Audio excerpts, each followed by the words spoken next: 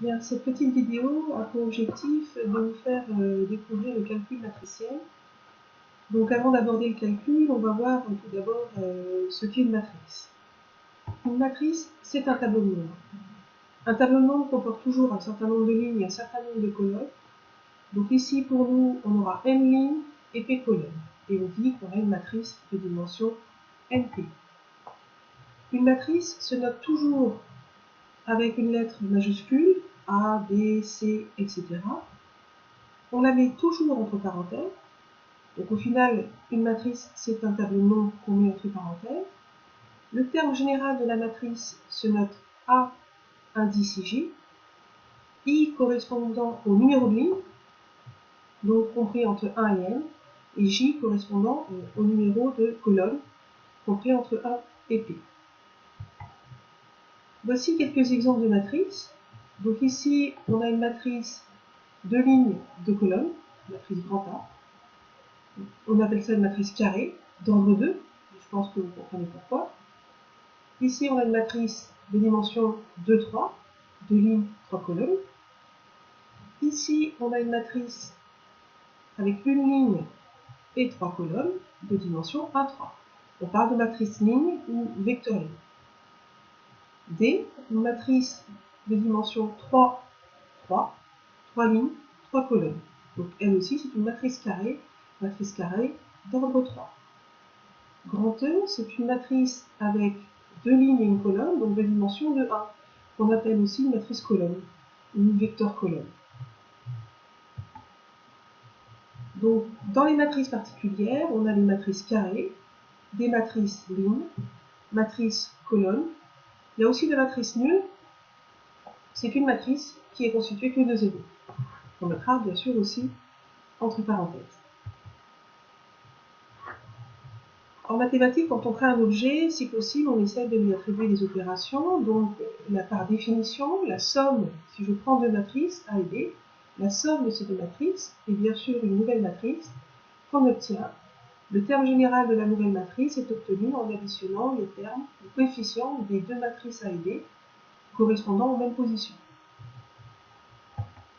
Pour comprendre, je pense que le mieux c'est de voir un exemple. J'ai pris ici deux matrices A et B.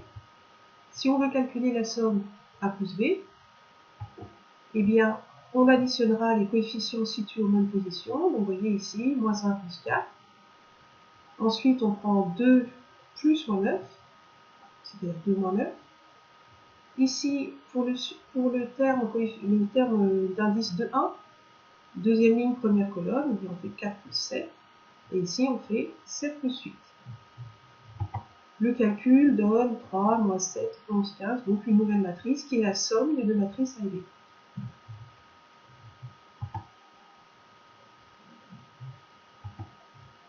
Donc, on pourra voir, et je pense que vous pouvez le comprendre, c'est lié aux propriétés de la somme dans les réels.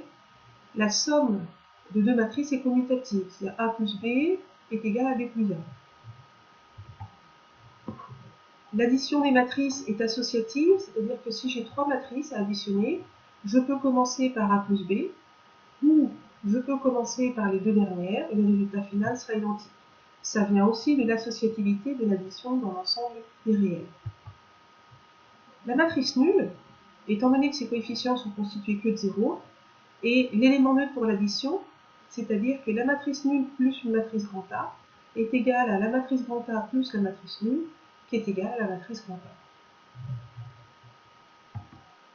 Donc maintenant, on va voir comment on multiplie une matrice par un nombre réel. Donc je prends une matrice de terme général A et J, une matrice grand A. Si je dois calculer lambda fois A, lambda étant un nombre réel, j'obtiens une nouvelle matrice dont les coefficients sont obtenus en multipliant chacun des coefficients de la matrice grand A par le réel lambda. Là aussi, voyons sur un exemple, j'ai pris une matrice de dimension 2, 3. Si je veux calculer moins 4 fois cette matrice grand A, donc on écrira le calcul ainsi, et chacun des coefficients des termes de la matrice grand A est multiplié par moins 4. Donc ce qui donne cette écriture-là, vous pouvez vérifier que chacun des termes est bien multiplié par moins 4.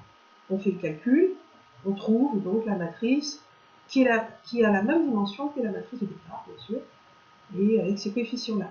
Je vous fais remarquer que le fois, on n'est pas obligé de l'écrire entre une lettre et un nombre, comme dans l'ensemble des nombres réels. Maintenant, un peu plus compliqué. On a vu comment additionner des matrices, comment multiplier une matrice par un nombre réel. Donc maintenant, comment on va multiplier deux matrices. Alors, tout d'abord, on va voir comment on multiplie une matrice ligne par une matrice colonne. Donc, une matrice ligne par une matrice colonne. Donc, on écrira A fois B égale la matrice ligne fois la matrice colonne.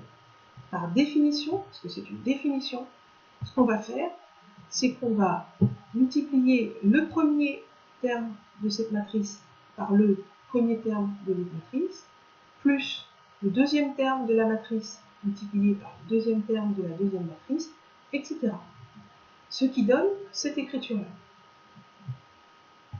D'où le calcul, on trouve 8. Je vous fais remarquer qu'on multiplie une matrice de dimension 1, 4 par une matrice de dimension 4, 1, et on obtient une matrice de dimension 1, 1. C'est un tableau de nombres constitué d'un seul nombre, de dimension de matrice carrée d'ordre 1. Si on veut généraliser la formule, quand on multiplie deux matrices A fois B, donc une matrice ligne par une matrice colonne, eh bien on va terme à terme, donc ça fait A11 fois B11 plus A12 fois B21, etc. Et donc on se rend compte, bien sûr, qu'on va avoir besoin ici que le nombre de colonnes là soit égal au nombre de lignes. C'est-à-dire qu'on multiplie une matrice de dimension 1P par une matrice de dimension P1 et on obtient une matrice de dimension 1,1. C'est une définition. C'est ainsi qu'on multiplie des matrices lignes par une matrice colonne. Maintenant, d'une manière générale, comment est-ce qu'on fait quand on a une matrice, deux matrices, donc une première matrice qui est une matrice de dimension quelconque, je dirais, et par une matrice colonne.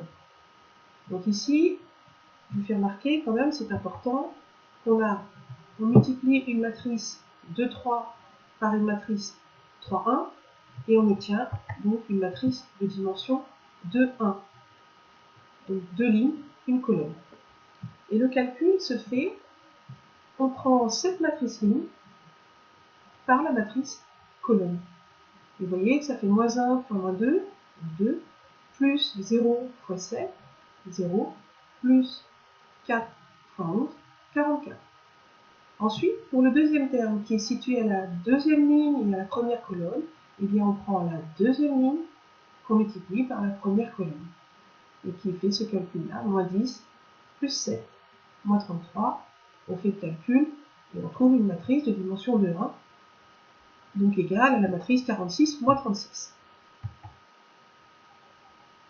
Donc on revoit sur un autre exemple, cette fois avec deux matrices carrées. C'est-à-dire qu'on a une matrice de dimension de 2, on multiplie par une matrice de dimension de 2. On fait le calcul de cette manière-là. Donc, on a une matrice de dimension de 2, donc ici on a deux colonnes. Il est important, pour pouvoir effectuer la multiplication, d'avoir deux lignes ici. Sinon, le calcul n'est pas possible, la multiplication n'est pas possible. On va obtenir une matrice de dimension de 2. Cette matrice de dimension de 2, elle est là. Donc ici, je détaille le calcul, on ne fera pas comme ça dans la réalité, on le fait tout d'un coup. Donc ici, je suis à ce terme-là, je suis à la dimension, ce terme-là, c'est C11. Donc je prends la première ligne que je multiplie par la première colonne, ce qui fait moins 2 plus 28.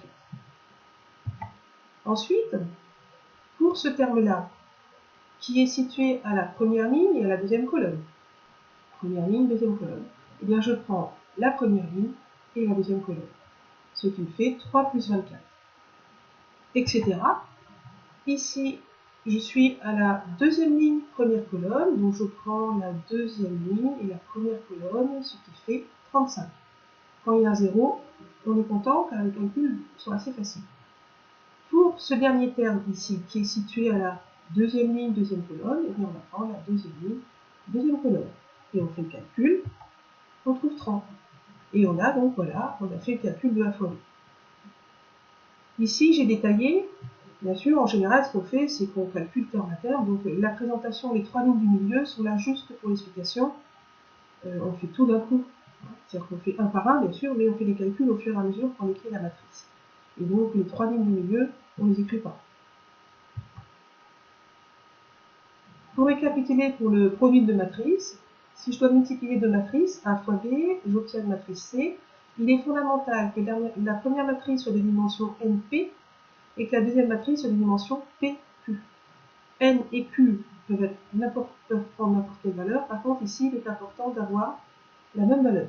Sinon, le produit n'est pas possible. On obtient une matrice de dimension NQ. Et comment, si on veut donner une formule générale, CJ, quelle est sa valeur? C'est tout simplement le produit de la ligne I de A par la colonne J de B. Donc attention, parce que la multiplication de deux matrices, c'est certainement le calcul le plus compliqué à effectuer au niveau du calcul matricien. Ici, je vous donne un petit peu la liste des propriétés des opérations sur les matrices. On pourra vérifier au fur et à mesure des calculs que l'on fera ensemble. D'une manière générale, le produit des matrices n'est pas commutatif. A fois B n'est pas égal à B fois A. Vous pourrez le vérifier si vous voulez, on vérifiera ensemble. Le produit des matrices est associatif, par contre. C'est-à-dire que si j'ai trois matrices, je peux faire le calcul en commençant par A et B, ou, si je préfère, je fais d'abord B fois C. Donc, on dit que le produit des matrices est associatif. On verra aussi que le produit des matrices est distributif par rapport à l'addition. C'est-à-dire qu'on voit qu'on a des propriétés analogues aux propriétés des additions et des multiplications dans l'ensemble des nombres réels. Là aussi, on pourra le constater au fur et à mesure des calculs que nous effectuerons ensemble. Ensuite, nous avons cette propriété-là, c'est que si on a donc lambda A fois B, eh bien, ce calcul-là est égal à lambda A. Donc, on ferait d'abord lambda fois A, et ensuite fois B. Idem, si vous avez A fois lambda fois B, finalement, vous pouvez l'écrire sous la forme lambda fois A fois B. Le résultat sera identique. Pas d'inquiétude pour toutes ces propriétés que nous reverrons ensemble. Si on veut résumer un petit peu ce qu'on a vu, un petit dessin, un petit mandala, un petit schéma heuristique pour résumer le contenu. Une matrice, c'est un tableau qui comporte forcément un certain nombre de lignes, un certain nombre de colonnes, la forme générale d'une matrice. Comment on additionne deux matrices? Eh bien, on additionne les coefficients des matrices situés aux mêmes positions. Cette somme de deux matrices est commutative, associative, l'élément neutre, c'est la matrice nulle. Comment on multiplie une matrice par un nombre réel? Eh bien, chacun des coefficients est multiplié par ce nombre réel, donc relativement simple, je dirais. Plus compliqué, donc ici vous voyez dans le bas, comment on multiplie deux matrices entre elles?